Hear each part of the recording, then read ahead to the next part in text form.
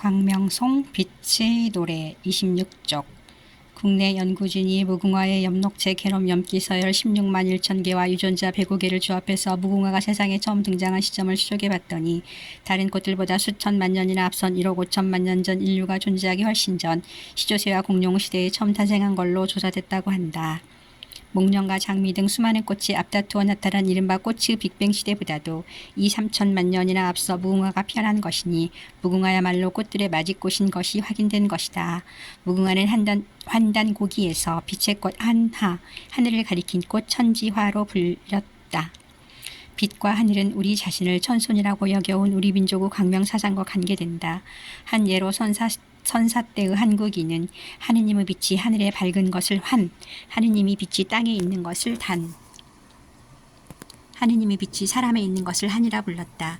그리고 무궁화를 사랑해서 무궁화로 하느님의 빛을 상징하고 또 빛의 세계인 하늘을 가리켰다. 그런데 선사 때의 하느님 신앙의 자취인 선도의 문헌들을 읽어보면 글자는 기이한 느낌을 받게 된다. 왜냐하면 흔히 선도는 무속과 관계가 있다고 이야기되지만 선도의 문헌인 천부경, 삼일신고, 참전개경, 원방각경의 그 어디에서도 미신의 자취를 찾을 수 없기 때문이다. 선도 문헌의 어디에 미신의 자취가 있는가? 눈을 씻고 찾아도 보이는 것이 없다. 오히려 고대 선도의 하느님 신앙이 하느님은 진공이시다는 선언이 담겨 있으며 현대 과학의 양자역학적 세계관과도 의미가 상통해 있는 실로 놀라운 열린 세계관이 드러나고 있어 놀라운 느낌을 받게 된다. 삼일신고가 하늘을 허허공공하다고 하여 진공이 참 하늘이라고 짚어진 것이 바로 그런 것이고 태백일사 소도경전 본훈내 대변설주에 말하기를 남해현 낭아리 계곡의 바위 위에 신시의 고각이 있다. 그 글의 중략 저 하늘의 근원은 곧 삼극 천지인을 꿰뚫어 허가 된 것이 허가 되고 빈 것 공이다. 안과 밖도 역시 그런 것이다. 하늘의 궁을 빛이 모이는 곳, 만 가지 변화가 나오는 곳이라 한다. 하늘의 일시는 등이 그 허를 체로할 뿐 아니라 곧 마음대로 할 수 있는 것이다 라고 한 것도 하느님은 진공이시고 하느님 계신 하늘은 진공빛의 세계관을 말하는 것이다. 성경에서도 하느님은 진공이시며 진공의 빛이시다. 디모데전서 6장 13절에서 16절에 오직 그에게만 죽지 아니함이 있고 가까이 가지 못할 빛에 거하시고 아무 사람도 보지 못하였고 또 볼 수 없는 자신이라고 한 것은 하느님은 진공이시고 그 빛이심을 가리킨 것이다. 진공이야말로 스스로 있는 자이며 영원하고 그 빛이시며 모습 없이 계시고 만물을 창조한 조물주이시니까 말이다.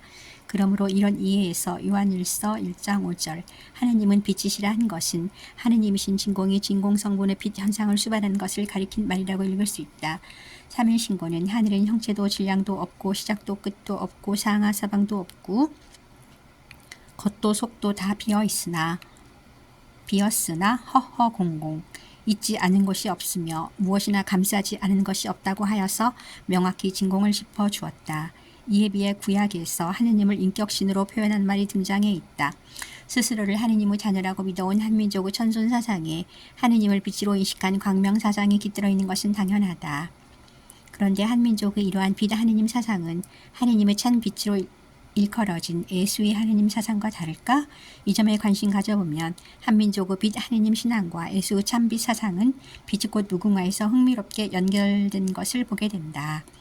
엣 기록의 단군 13세 걸달 BC 1763년은 소도를 많이 설치하고 천지화 무궁화를 심도록 했다. 소도에서는 교육이 이루어졌으며 활쏘기 등의 무예 연마도 이루어졌다. 그들을 국자랑이라고 불렀는데 국자랑들은 천지화를 머리에 꽂고 다녔으므로 천지화랑이라고도 불렀다고 되어 있다. 이런 기록에서 한민족의 무궁화 사랑한 역사가 상고시대 때부터였음을 알 수 있는데 흥미롭게도 무궁화는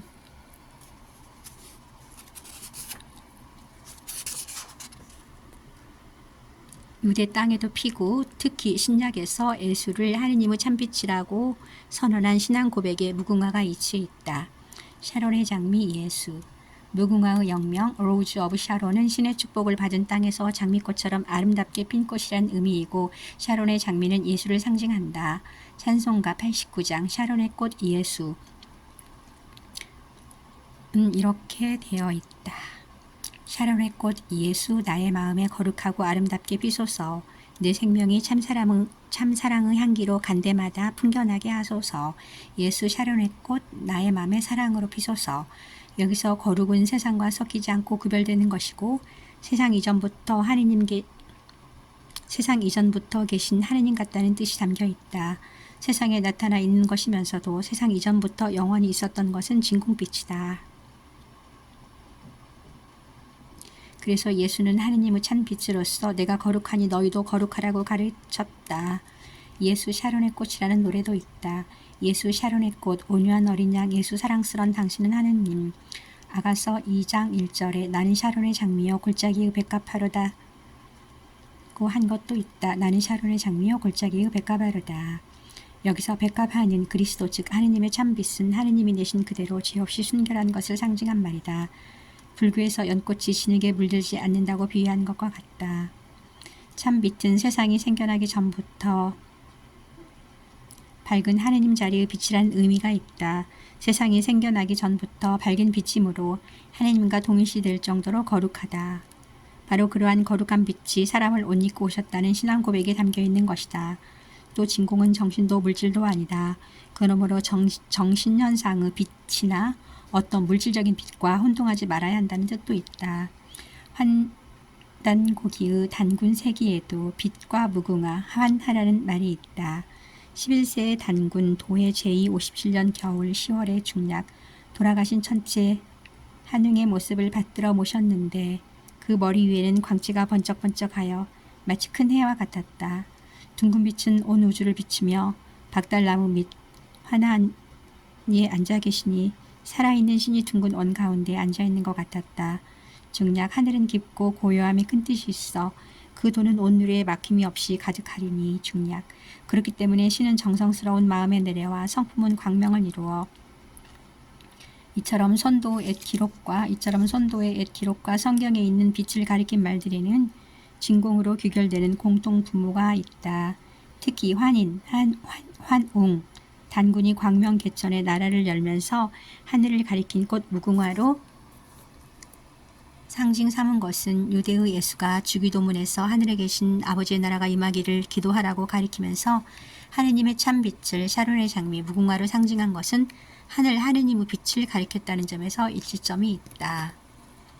무궁화 꽃이 피었습니다. 빛의 자기화는 되도록이면 무한한 밝기로 일어나야 한다. 보다 밝은 빛이 자기화될수록 깨달음이 커진다. 깨달음은 내재된 참 자아의 빛과 우주의 진공빛이 공명에 소통하는 일이기 때문이다. 그러나 2011년 4월 21일 필자가 빛 운영을 시작하기 전에는 지구와 태양계의 천체들은 진공성분 빛이 밝기가 5에 불과한 극심한 무명 상태에 정지되어 있었다. 무사람들은 진공빛의 밝기가 깨달음이 촉발할 수 있는 최소한의 밝기인 9,800조 밝기인 사람은 인류사에 띄엄띄엄 태어났으며 무사람들은 깨달음이 일어나기에 턱없이 비달한 3천만 정도 밝기에 그쳐 있었다.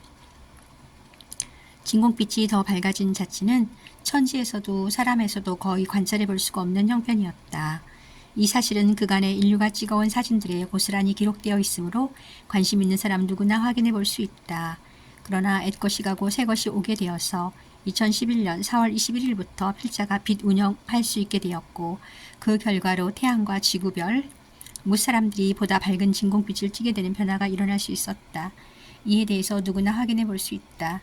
이러한 빛 환경의 변화의 토대에 광명송과 빛 명상이 세상에 나올 수 있게 되었다.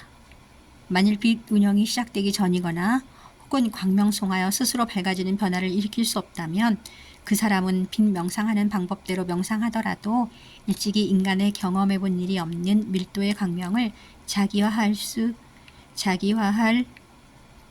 없었을 것이다. 여러 가지 광명송이 있으며 앞으로도 필요에 따라 만들어질 것이다. 다음 광명송은 2016년 12월 10일에 작사된 것으로 세상에 맨 처음 나온 광명송이다. 진공빛이 밝아지는 광명송. 무궁화 꽃이 피었습니다.